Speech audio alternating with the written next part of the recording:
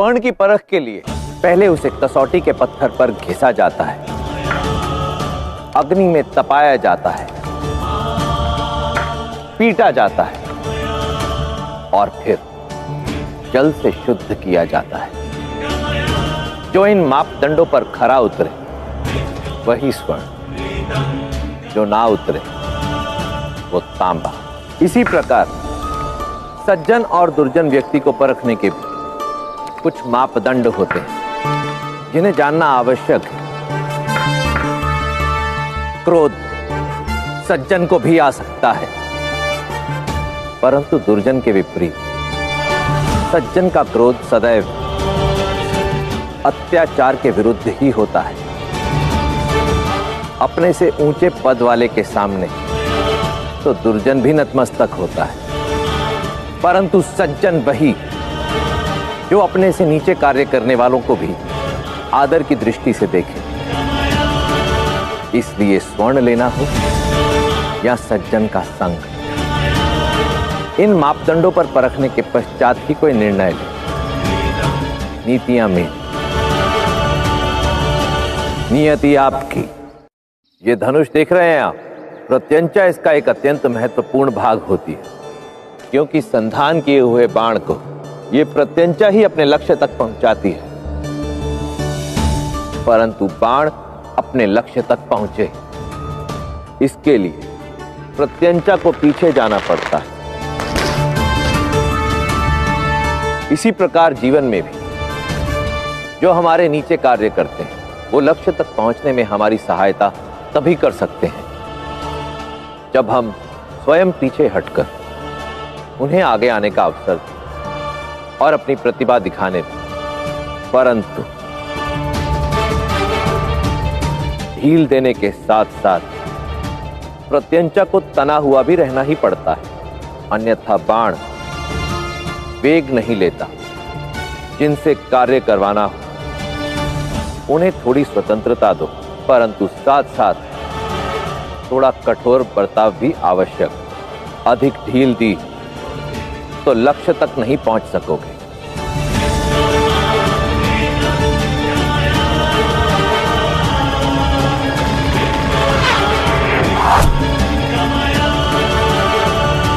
नीतियां मेरी,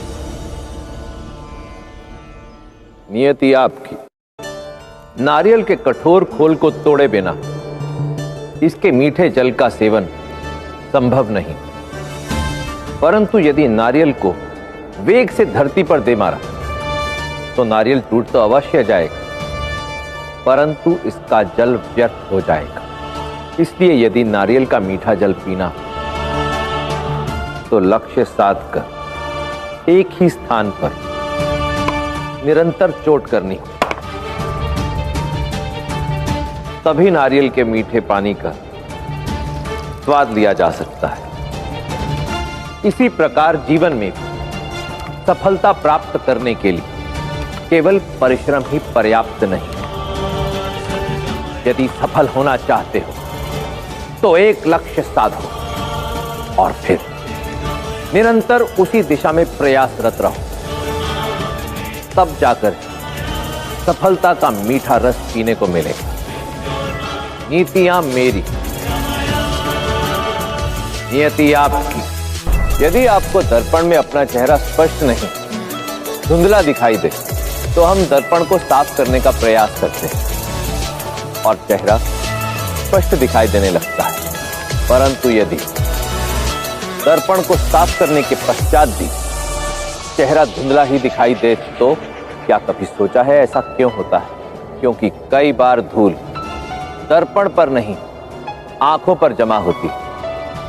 इसी प्रकार जीवन में यदि हमें अपना लक्ष्य ना दिखाई दे, तो आवश्यक नहीं कि दोष मार्ग या लक्ष्य में, दोष आपकी दृष्टि, आपके दृष्टिकोण में भी हो सकता है।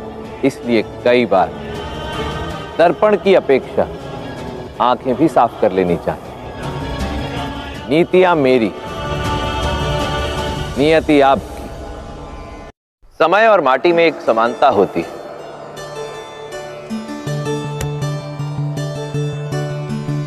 दोनों को ही मुट्ठी में बंदी बनाने का प्रयास करो तो फिसल जाते हैं, परंतु यदि मुट्ठी में स्वेद हो तो माटी नहीं फिसलती।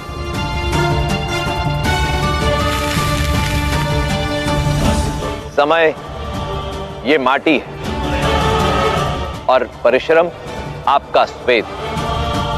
यदि पूर्ण निष्ठा और एकाग्रता के साथ परिश्रम करोगे तो समय आने पर सफलता आपके हाथ से फिसलेगी नहीं। नीतियां मेरी, नियति आपकी।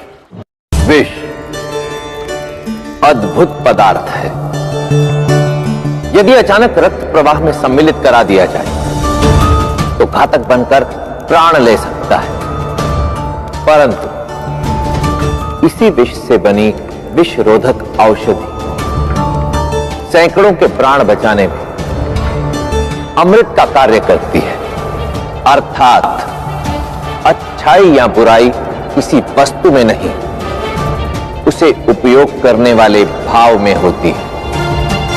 इसलिए जीवन में यदि सुरक्षित रहना चाहते हो, सफल होना चाहते हो, तो सामने वाले के भाव को पहचानना, उसे पढ़ना सीखो, क्योंकि भाव से बड़ा कोई शस्त्र नहीं और भाव से बड़ी कोई ढाल नहीं।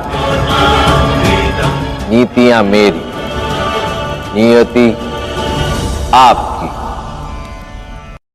प्रत्येक व्यक्ति के जीवन में कभी ना कभी ऐसा क्षण अवश्य आता है जब प्रतीत होता है मानो समस्याओं की बाढ़ आ गई। ऐसे कठिन समय में केवल दो ही विकल्प होते हैं, भाग लो या भाग लो। अचंभित मत होइए, ये दो भिन्न उपाय हैं।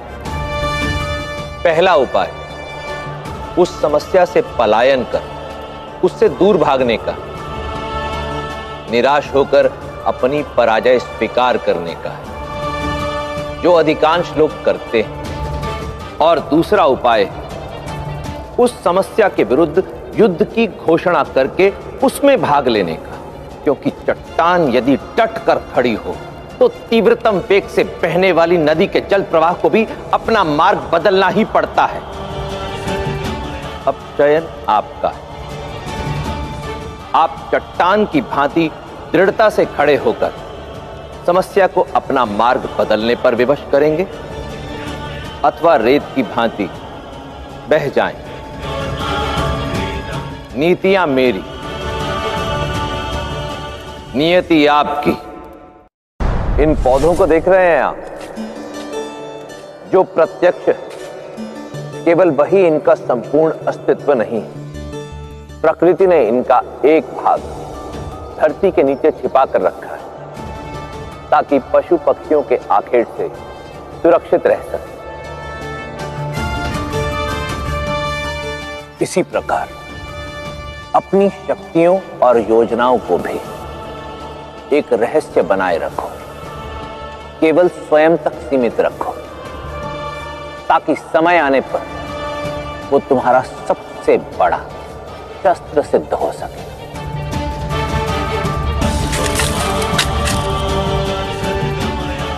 इस मूली की भांति जो जितनी धरती के नीचे है उतनी ही धरती के ऊपर भी केवल उचित समय आने पर ही अपना संपूर्ण अस्तित्व दर्शाती है।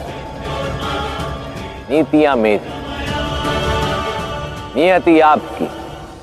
स्वर्ण यदि मिट्टी में भी पड़ा तो भी अपना मूल्य नहीं खोता। क्यों? क्योंकि इसका मूल्यांकन के बाहरी रूप से नहीं होता, उस धातु के गुणों से होता है जिससे ये बना है।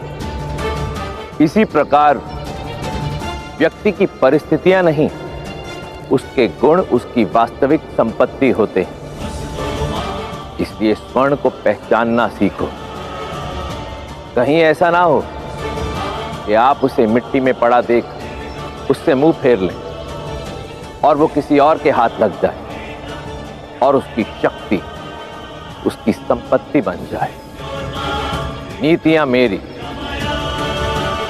नियति आपकी।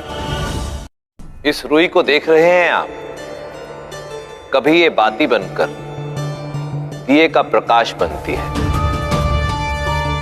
कभी वस्त्र बनकर किसी की शोभा बढ़ाती है, कभी प्रत्यंचा बनकर बाण को अपने लक्ष्य तक पहुंचाती है, तो कभी शीत ऋतु में आपकी रक्षा करती है।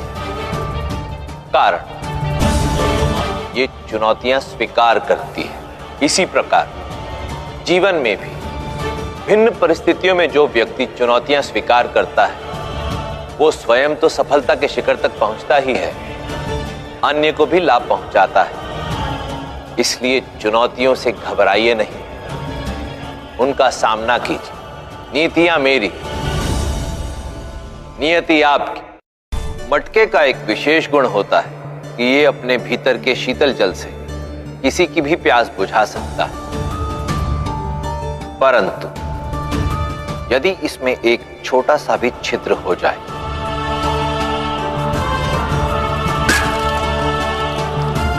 तो ये अपना महत्व खो बैठता है।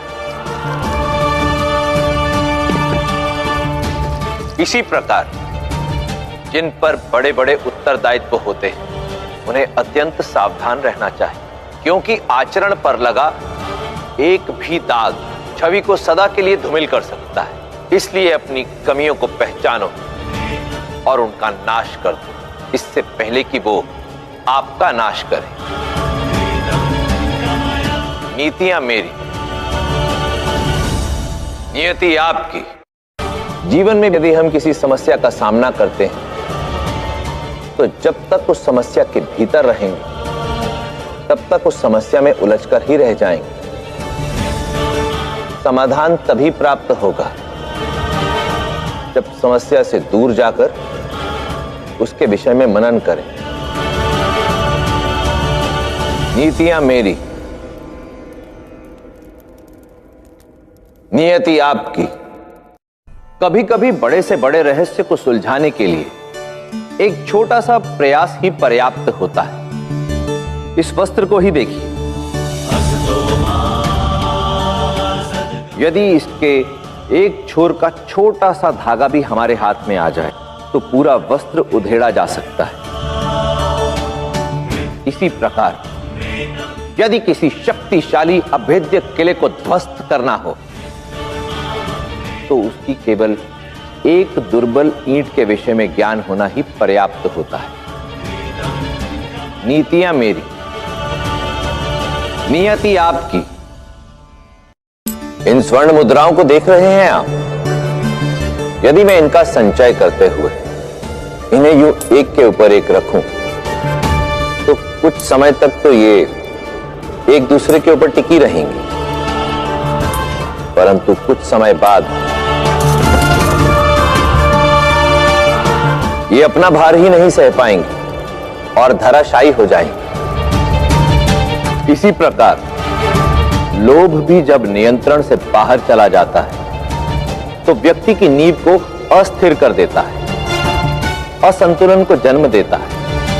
फिर वो लोभ चाहे धन संपत्ति का हो, सुख सुविधाओं का हो या मान और प्रतिष्ठा का, जब भी सीमा से बाहर जाएगा निराश ही करेगा।